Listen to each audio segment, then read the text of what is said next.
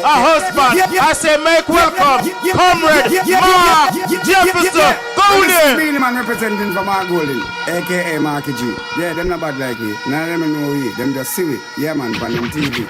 Zaga, Z. Stand diggy diggy ding dang diggy diggy ding dang diggy diggy ding dang dang. Marky G, I know you a champion. Everybody wave on the right hand. Put up your fist. Hey, Marky G, we don't know, so none of them not like me. See them all hype up, but that still not spite me. Holding a cut and got through because I love in our heart. And none of them care. Hey, Marky G, we don't know, so none of them not like me. So me a go stand up in them face to that. Time coming up. Time coming. The date has finally announced. Everybody come vote for Mark Golden. Because for the office, we have the hand. Because walk around district and turn. Because BNP, because BNP, because Hold up. Yeah. Mike follower. Comrade Chairman of the meeting, Maria Mitchell. Comrade Chairman of the party, Dr. Angela Brown-Burke. Comrade General Secretary, Dr. Dayton Campbell. All of the comrades on the platform. Spokespersons, officers, members of parliament, candidates, soon to be MPs. And I heard earlier them say, but it's 10 where I look. 10 is just a start. We'll get some more too. Brought a half-a day too. Yes, man. Comrades, most of all, I want to say maximum love and respect to your MP in waiting, Joan Gordon Webley. Yes, man. Comrade Joan, I know it hasn't been an easy road, but you're on the right track, because when I look out in at this crowd, and I see the massive here in them orange, with them flags waving, pure positive vibes and positive energy. Yes, man. I make to the corner when I make it. So, Comrade Joan, keep on doing what you're doing. This lady is a very resourceful comrade. She is able to find ways of doing things which others can't do. And I have to respect and rate her for that. We've already heard what a hard worker she is. And you know, the last year since we won the local government election, because all I want to say, we get more vote than them. We get more division than them. We get the KSAMC. We get St. Catherine. We get Portmore. So, we give them 7 in Hanover. 7 love. So, 7, how much in a Manchester? 12 in a Manchester. 12 in a Manchester. So, you know, argument done. But since that day, a year ago, more or less, I am very proud of what the PNP has been delivering in the KSAMC. Our mayor has been pushing out, putting in a lot of good work, showing how our city should be managed and run. And Comrade Joan, I know you have been a big part of that. And I want to say thank you, because it's a good look, and it's a good look for the People's National Party. And when we form government, we have to deal with the whole of Jamaica that way and make people feel the difference in a positive way. Comrades, you've heard a lot tonight of substance. The General Secretary, him toned down in volume was a too little notch and gone into the full substance of his portfolio. And it's an important portfolio. And this constituency, West Rural, have a lot of farmers. And to the farmers of Jamaica, I say, a new deal is coming under the People's National Party. We respect agriculture to the max. We see it as a vital part, not only of the economy, but of building a resilient country that can navigate its way through the future that is coming. And we know it's a future where there will be a whole heap of challenges. There will be challenges with food all over the world, water all over the world. So we must be resilient and strong in Jamaica, and our farmers are the backbone of the economy. So we have to support them and nurture them and uplift them, because we want all farmers to make money and live a happy life. Oh yes. Comrades, the next PNP government has to be based on principle, integrity, building the trust and confidence that the people must have in their leaders, deserving that trust and confidence. We can't mix up in any bangarang. We have to strengthen the Integrity Commission, not pull it down. We have to ensure that Parliament doesn't have people in it who mix up in things unworthy of the office of representing the people. And we have to make the Jamaican people feel that they have a government that deserves their support, because the government is using the resources of the people for the people and for the people only, and not for themselves, them friend and them crony. So when we do that, we will have set the platform for delivering the change that we want to see. The change in agriculture, the change in housing. Housing is a big problem in the country. We haven't built sufficient affordable housing for our people, for our young people, for our public servants. And we need to focus on that. The PNP has a great track record in housing. From Portmore, through all of the different schemes. Well, it went back from before that. Harbour View and Mona Heights in the 50s, right through. And of course, we also understood the need for dealing with informal settlements, which are all over Jamaica, where people don't have proper infrastructure. They don't have any tenure for the land that they're occupying. And crime is a problem. And we said, no, we have to deal with that. And Comrade PJ Patson had a program to deal with that. And over 50,000 people got titles under that program. And we intend to finish that work, because there are some unfinished schemes that we are going to deal with. And we're going to also expand it to other parts of Jamaica which have similar problems and need the attention of the state to uplift the people who need our help. So we have a program, and our program is named after the most honorable Portia Simpson Miller, and we call it the Portia program in her honor.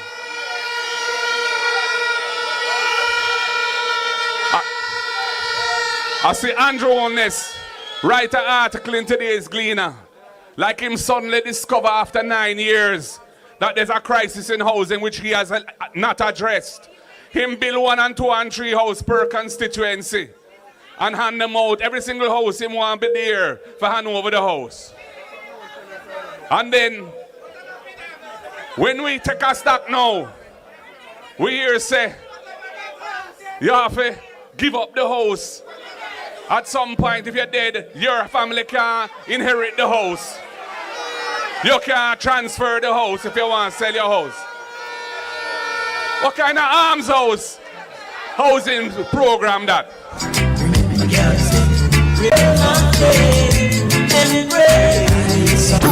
Yeah man, diamonds forever. Oh you mean? So this government is a little take it back government. Them do something, they not do much, but they do a little thing, and when they take a stack, it's a take it back system them put it in. We not in a them thing there. When we help people to uplift themselves and generations to come. Yeah man. Land titling, we did a lot of research. When Dr. Peter Phillips was party leader, he had a commission looking at the land titling system of the country and how it takes so long and it's so expensive and difficult if you have unregistered land to get a land title in Jamaica. And we intend to roll out the ideas in the report that was developed by that committee so we can ensure that people who live on land, occupy land for long, can show the history, but they don't have the title. We can set it up for them so them get them title. Because you know when you get your title, a different something. Yeah, man, that's an empowering piece of paper, this or now. You can go and borrow if you want to borrow. You can set up yourself, set up your house, deal with education, set up life properly. Yes, man. And take it back. Take it back. We not bulldoze people out. We help people to uplift themselves with good policy and program.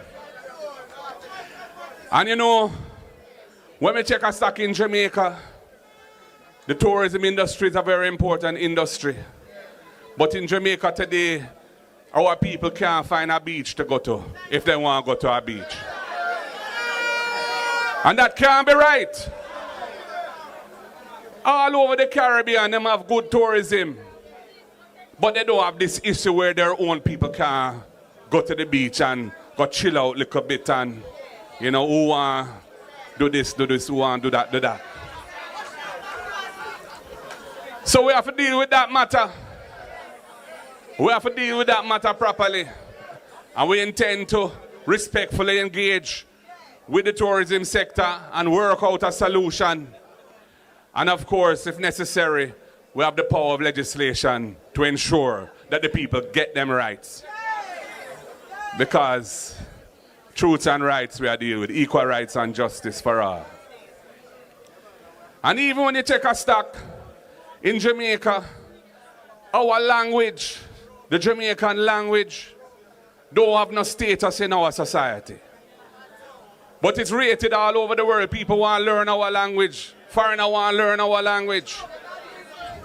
And they say because we don't recognize our language officially, a lot of our children who grow up speaking our language, they don't get the right start when it comes to education so them can learn and be fluent in the English language. And we want all our people to be fluent in the English language too, so that them can be internationally competitive. So you have to use and acknowledge our language so that our language can be the tool to ensure that they understand the maths and the English and become perfect in the maths and the English, which is what we want. So our government is going to have to recognize the role of the Jamaican language. Why? How can we as people disrespect our own language? That language came out of our people. It's a wonderful and expressive language. And we shouldn't be ashamed of it. And we shouldn't treat it as something that can't be recognized and don't have no status. No. And this I want to make it perfectly clear that I'm not suggesting that we do away with standard English. Oh no, to the contrary. I want all Jamaicans to be able to speak fluent English and fluent Jamaican too. Because that is the way that we can move our them forward in the school system so that they don't have to be afraid because they don't understand what is being said. Because the tuition at the early stages is there in the language that they understand so that they can become proficient in the English language and learn maths and learn other subjects too. So the next, you see, the same way that we liberate Jamaica from the oppressive ganja law and we decriminalize personal use of ganja and create a new industry in medical and therapeutic ganja until the labor rights come and mash it up and we have to go build it back again and we have to take it further too because the Rastafari people not getting them proper rights and we have to defend them too. That's the same way we have to defend and maroon them too.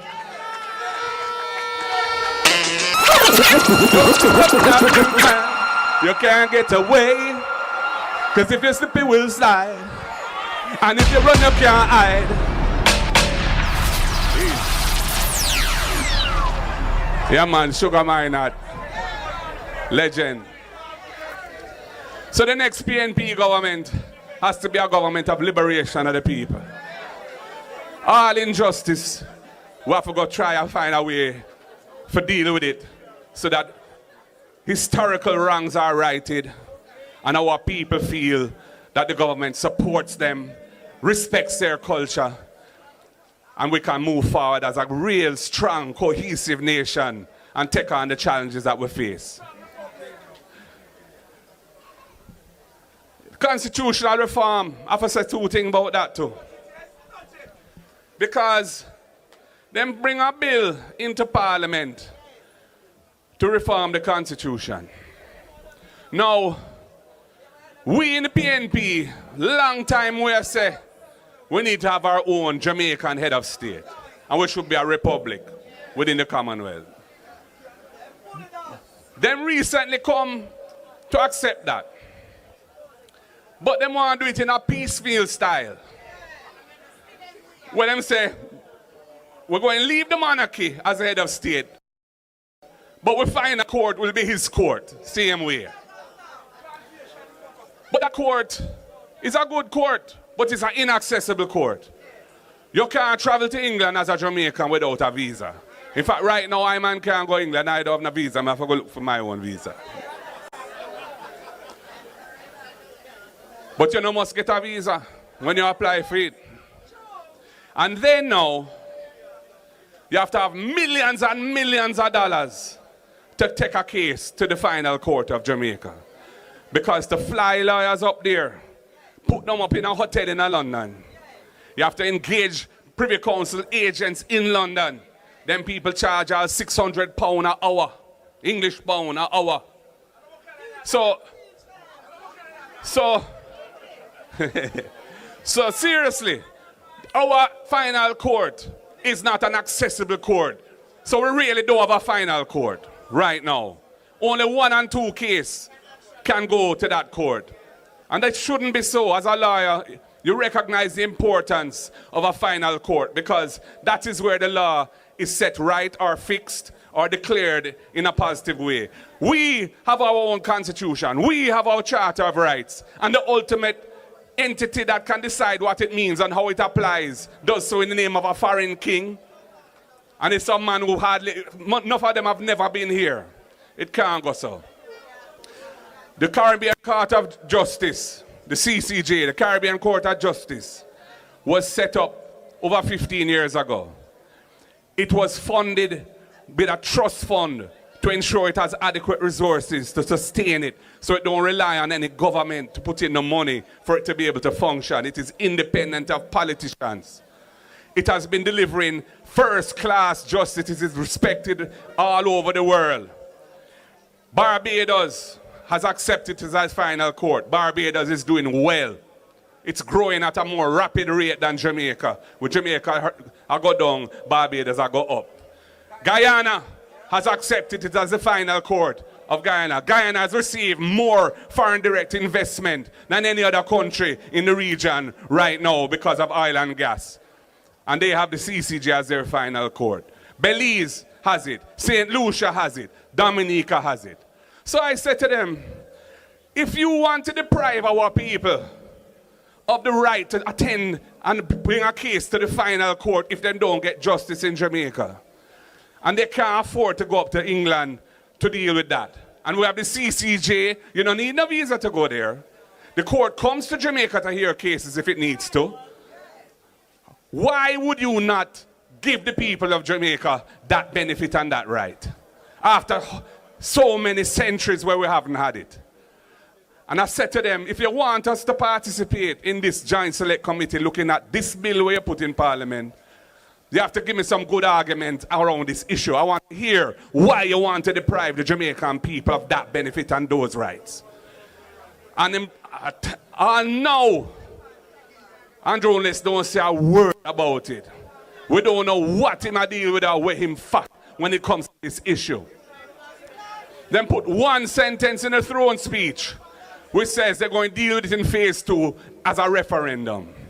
But I want to know what their position on the matter is. Because I want to know that Jamaica can move forward to full decolonization now. So we're not going to play those games with them. And then when you look at the bill they've brought, they set up the thing so that the president-to-be can be chosen by Andrew Holness.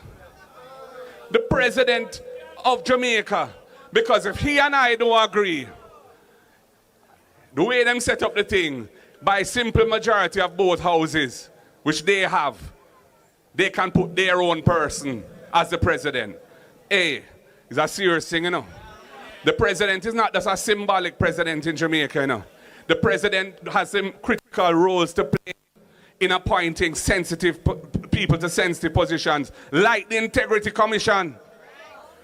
Because the Integrity Commissioners are chosen by the Governor General, other than the Auditor General who is there as of right. But the others are chosen by the Governor General, and when the President replaces the Governor General, it will be the President.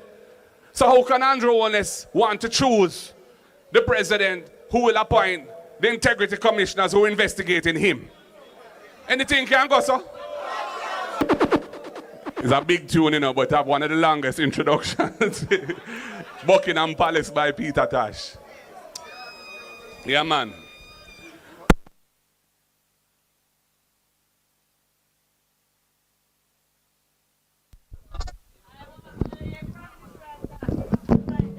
Yeah, come back.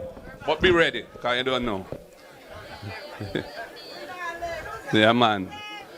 So, and then bring this constitutional reform bill. Now, there was a thing that had been agreed from the 1990s when PJ was running things and Edward Seaga was opposition leader, that there should be impeachment, a process where if somebody in Parliament is behaving in a way that brings Parliament into disrepute, there can be a process for dealing with them, for sanctioning them. Bruce Golding tabled a bill for impeachment, but he never pushed it through. After the one called George right now, do what him do, and him don't deny say him do it.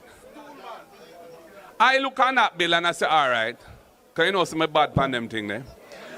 And I just make some adjustments so that the kind of behavior that we saw there would be included within the ambit of this legislation. And I tabled it 3 years ago in Parliament as a constitutional amendment.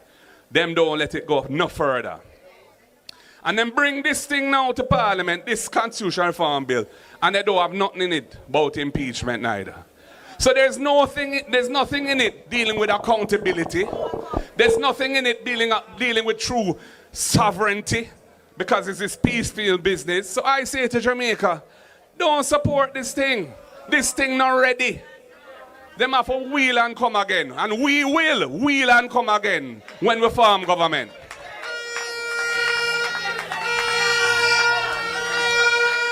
Because constitutional reform is a vital thing. But it must be done properly. There must be true consultation with the people. So the first thing is you don't just handpick the committee, which is what they did. Other than the 2 persons who they said I could appoint, them handpick the rest. When them hold them town hall meetings, people get for talkers, but nothing that they said was taken into account. It was all ignored. And they just pursued their own agenda instead to fashion this bill, which has some of the things in it, or missing some of the things that I've just told you about.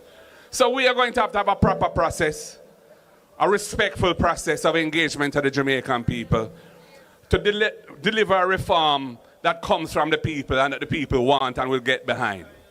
And of course, we will try and get the support of the Jamaica Labour Party, and we hope that they will be good citizens of Jamaica at the time. If they come to me with good argument on the issues that I have raised, you know, we would be willing to support. We'd be willing to support the thing, but it can't be in the form that they have it, because it is deficient and it is unprincipled in certain respects.